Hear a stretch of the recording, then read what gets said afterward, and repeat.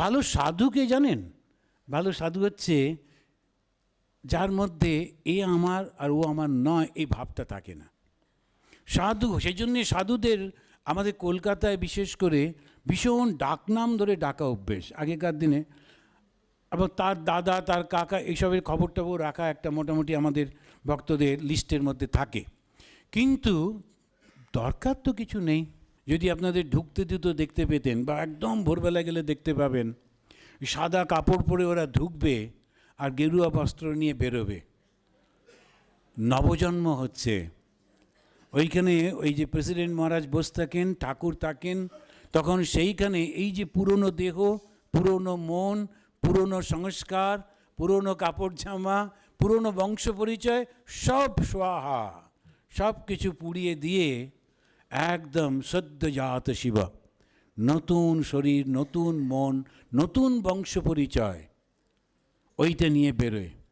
তখন এই গুরুদেব, তিনি প্রেসিডেন্ট মহারাজ, তিনি সন্ন্যাস নাম দেন।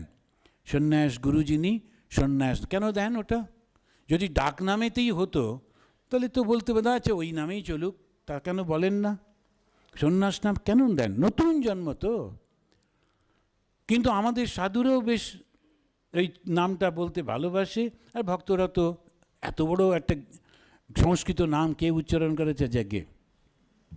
কিন্তু না, এটা মনে রাখতে হয়, যেই সেই সাধুর নামটা মনে থাকবে, প্রত্যেকটা নামের পেছনে অর্থটা মনে থাকবে, তখন তার মনে থাকবে আমার কতগুলো প্রতিজ্ঞা আছে। সন্ন্যাস মানে প্রতিজ্ঞা। সে প্রতিজ্ঞাটা কি? আমি কোনো প্রাণীকে দেশ করতে পারি না, আর কাউকে আমার নিজের আর কাউকে ওকে পর এরকম ভাবতে পারি না।